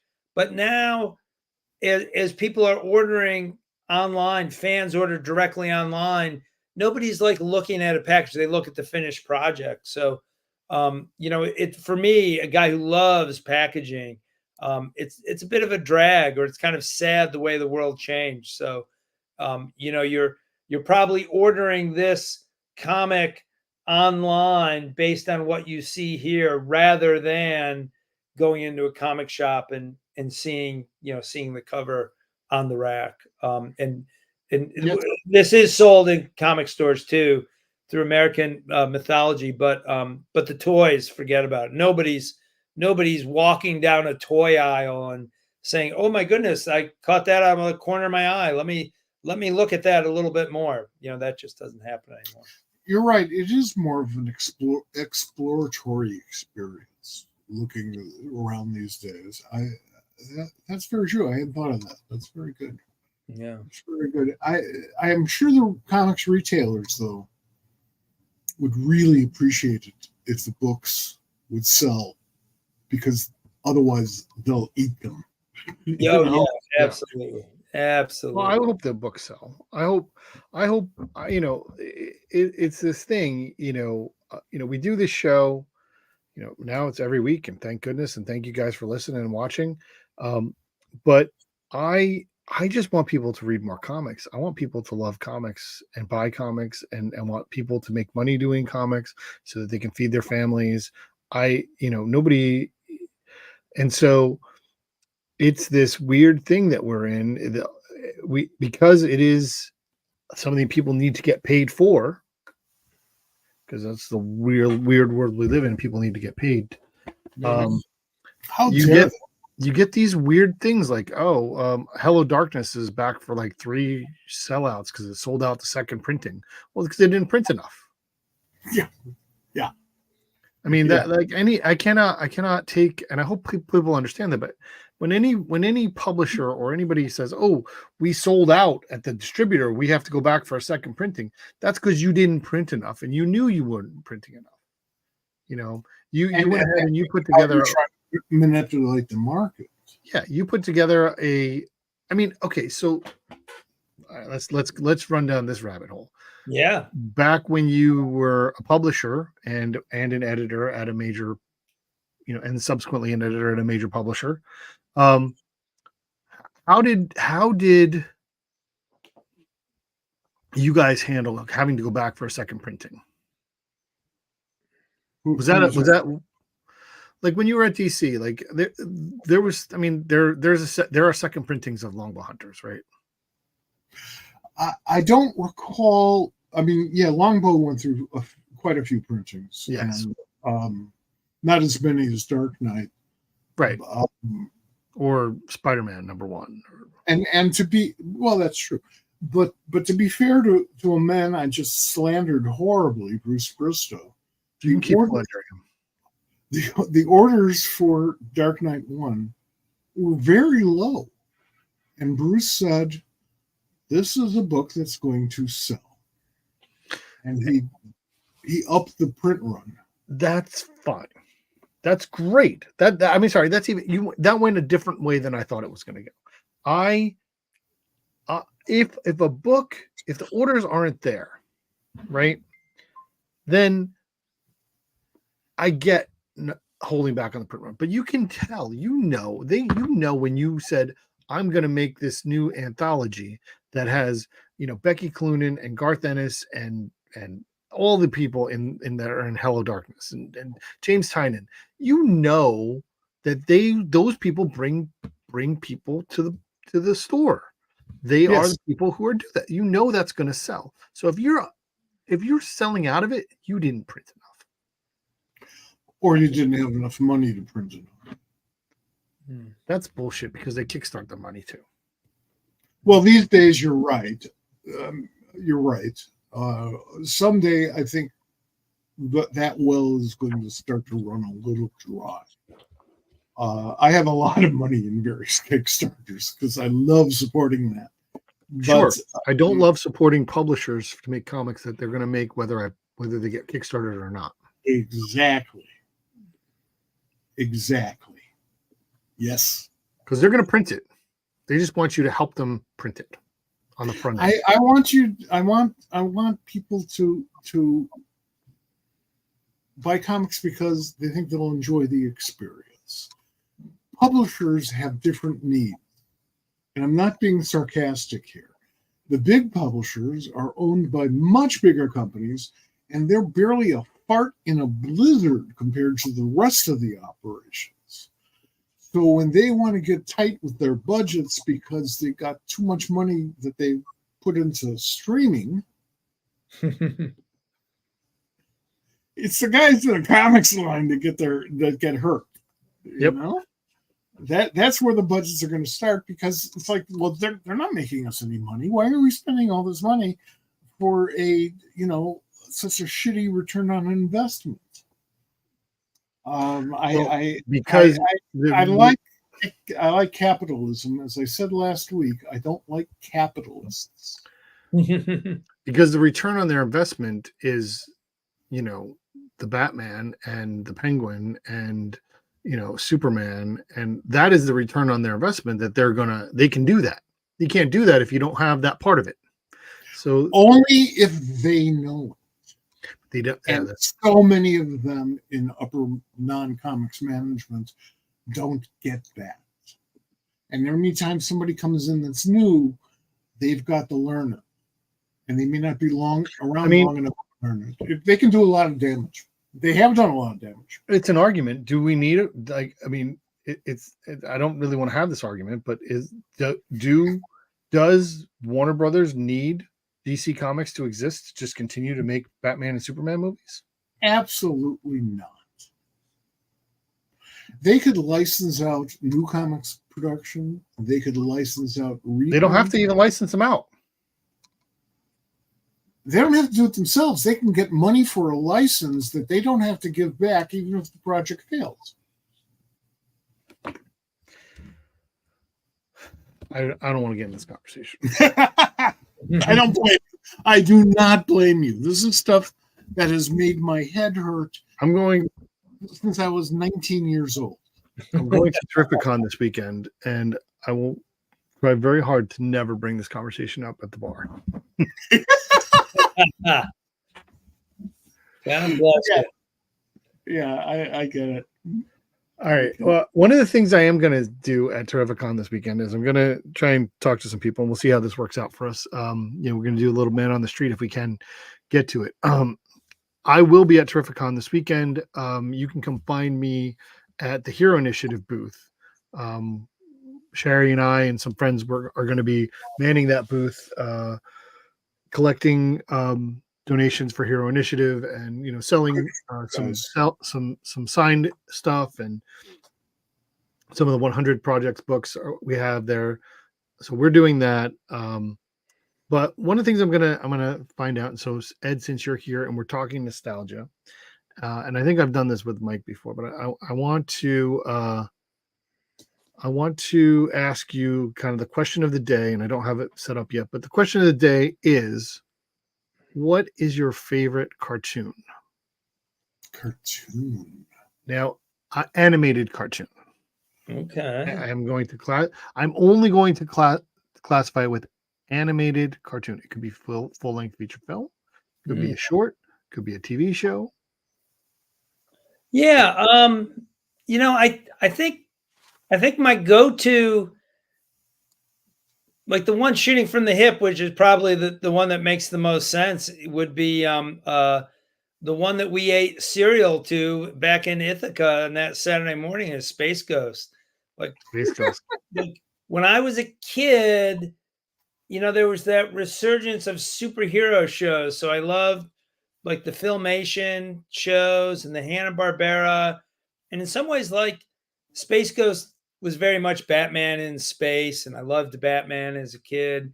And, as an adult, like the sound is so great. A guy named Hoyt Curtin did all the music, and, the vocal talent is top notch, and, Alex Toth art. And so I guess that, that's one that was fun then. Now I kind of see it through fresh eyes. There's so many that I appreciate, but if I had just pick one, I guess I'd have to go Space Ghost. That's awesome. That's good. How about you, Mike? I can tell you exactly which animated cartoon is at the top of my list. Bob Clampett's Porky in Wacky Land. It was in black and white. They remade it in color, but it's no good. The black and white is good. It taught me surrealism. It taught me the subtleties of surrealism and how to pace that timing. It is a brilliant, hysterical, innovative cartoon. Just entertaining as hell, except some people might get a little scared. Oh boy. Well, you know, I mean, because it's scary. no, Yeah. there's a couple of scenes there that some people might be a little too sensitive to handle. Today, nobody gave it a second thought back in 1939. There you go. Look at you. Wow. Wow. That is such a great cartoon. I recommend it to everybody. That is the Dodo. Evidently, the Dodo had a child, and the child made it to Tiny Toons. Yes. Go Dodo, and it made it to color. That's a great cartoon. What's yours? So my growing up, I lived for Saturday mornings. Just lived for it. I remember getting excited like in the summer when I'd get comics, and then in the fold out section in the centerfold would be like the CBS Saturday lineup for the fall that was coming up, or NBC or whatever it was. Yeah. And We've got an article about those in Retro Fan, Bob. I mean, see, I don't I mean don't know. Listen, I don't know why I'm not writing for you. This is what I want to know. Yeah, absolutely. Let's talk. Let's talk. But so like there were so many. Like I mean, I loved all those Saturday morning cartoons in the 80s. I think the one, like, obviously Super Friends is way up there. Super Friends is way up there. But the one show that I would not let anybody push me off of, and I would get mad at my sister for talking during it, and get, I would make sure that it was Dungeons and Dragons. Oh wow. Really? The Dungeons and Dragons cartoon with Willie Ames and Donnie Most were the voice actors on it, and Adam Rich. That was super fun. That was just like, because they were kids who were nerdy and doing all this fun stuff, and and with the nostalgia thing, I think IDW just redid, I think it was IDW. They published Saturday morning cartoons, the Dungeons and Dragons. Like, so David Booher wrote it, and George Cambasis, I think I know I'm saying his name wrong, did the art. But yeah, that was the one that I loved. I mean, there's a lot. Like, I love Battle of the Planets. I love Star Blazers. I love Thundar the Barbarian.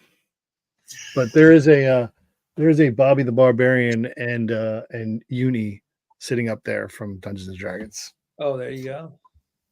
This will come full circle.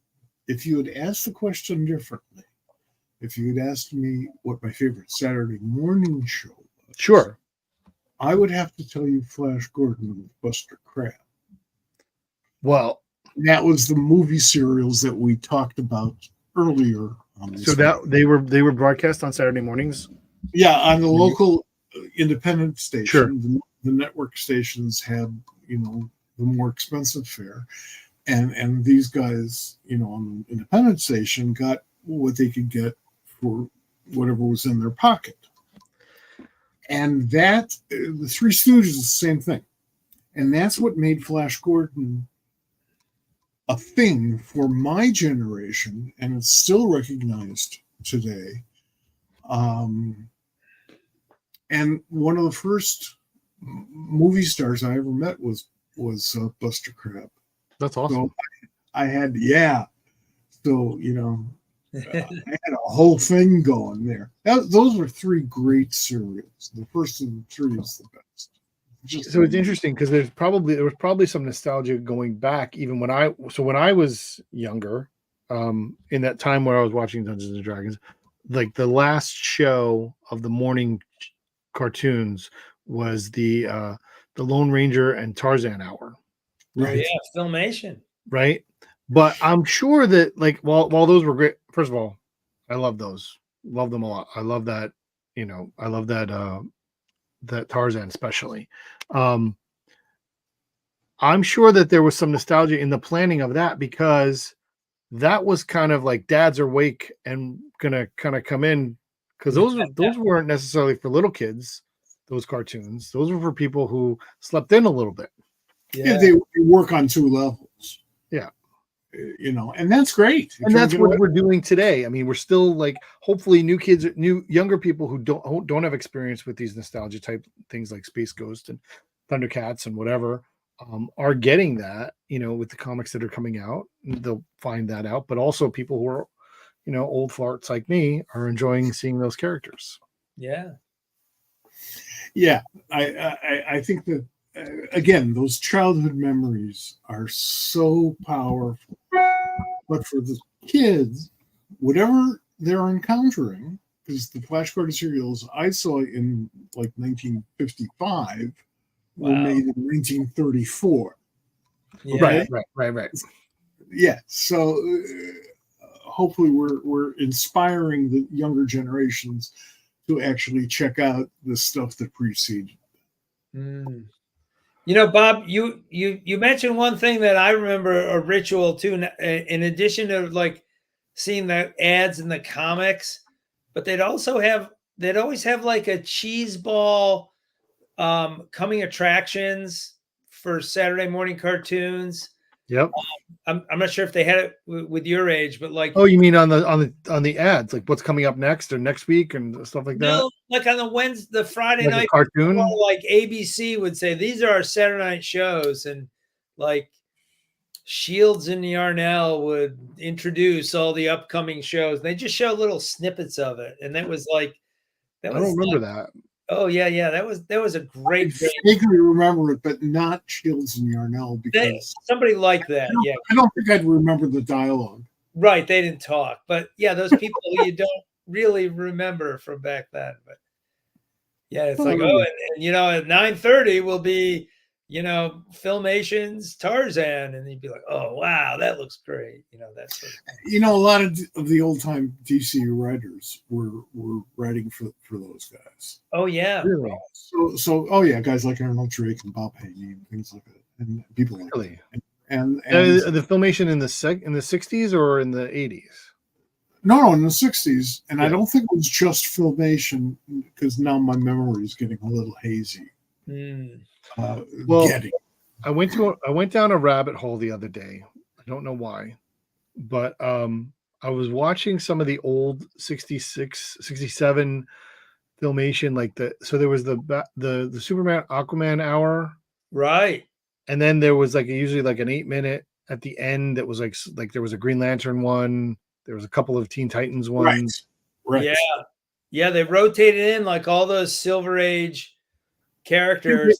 Even there was a Hawkman one. There was a Justice League one too, I think. Oh yeah, those were beautiful. We lived for those, man. Those were great. It's funny. Yeah.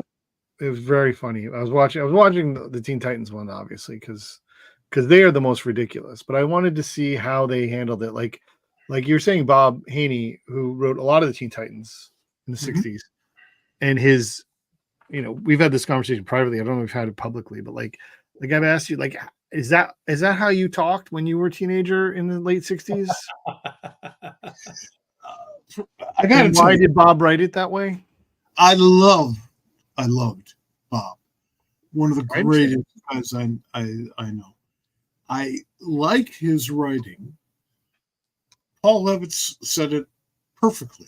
He said, there's nothing wrong with Bob Haney's Brave and the Bold if that were the only Batman.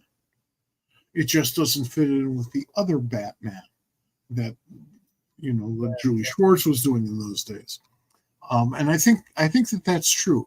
Bob was sort of the world's oldest beatnik. Lived in Woodstock. And I think he just had this approach that was very secular. That's all I can say. When I was a kid reading those comics in the 60s, I was convinced that none of those people had ever met a teenager. Yeah, see, that's I don't know that. I'm still convinced of that. if someone read that and they decided to make a movie about people, teenagers in the 60s, between that and the Mod Squad, you'd be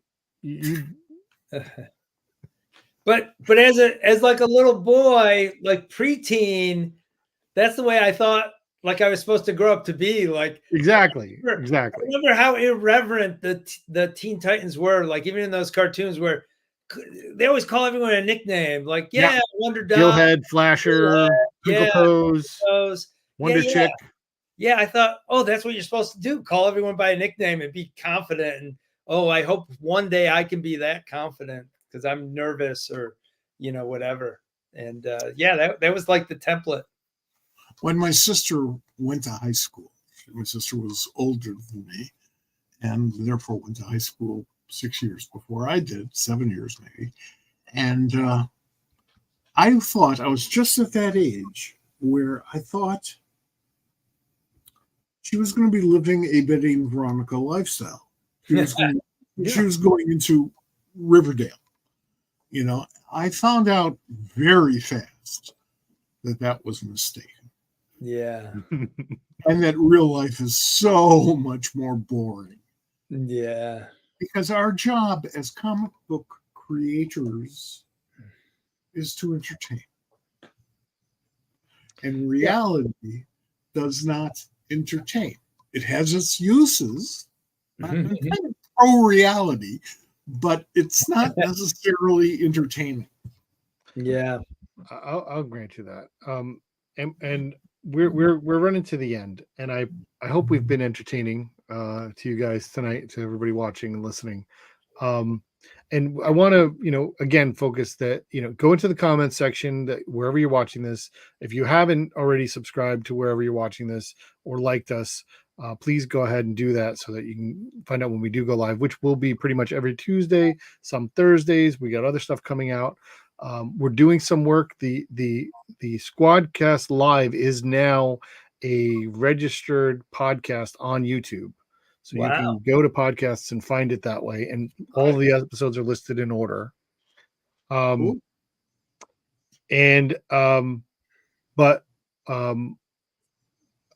into the comments and you'll find links to where you can get Captain Action, where you can find out about Retrofan. We're very excited. Jesus Christ. And I'll see Will in a couple of days, but thanks for watching, Will. I'm so looking forward to your Retrofan, Ed. And I don't know exactly how long we've been friends. It's been a long time. Not long enough. And we'll get there. And I value every moment of it. I do. But I'm so happy for you right now. Thank you. You got it going, and man, that's great. Yeah, thank you. Yeah, we're gonna, I'm gonna work really hard at this, and excited, and have a little fun along the way. And I'm just absolutely thrilled, and I appreciate you guys inviting me on the SquadCast to talk about all this nonsense too. Anytime. All right, and we will have you back soon. And next time, I promise you'll have a good intro. Oh yeah, 2 intros next time. 2 intros. That's right. Intro and an extro. Oh, okay, that's good. I'm just gonna pop you out now, Ed. We'll talk to you soon. Okay, we'll see you. Thanks, fellas. Be well. Thanks, Ed. Thank you very much. All right. Great fun. Next week, we will have Greg Lockhart. He will be on the show. We're excited for that. He is definitely committed. So we will be back next Tuesday in your face with Greg Lockhart and your ears. I will be at Terrificon this weekend. Again, stop by and make sure you check out popculturesquad.com. We are don't let Bob gamble too much at the casino. Listen, I have kids in college. I can't afford to be gambling right now. Fuck that. You got comic books to buy. Well, that's the problem.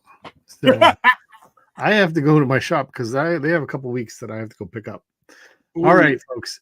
Everybody, thanks so much for being here.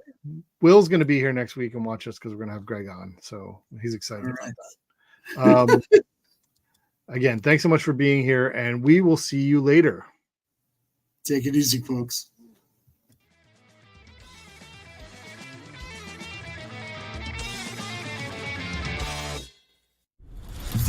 been a production on the Pop Culture Squad Network. PopCultureSquad.com. How do you know?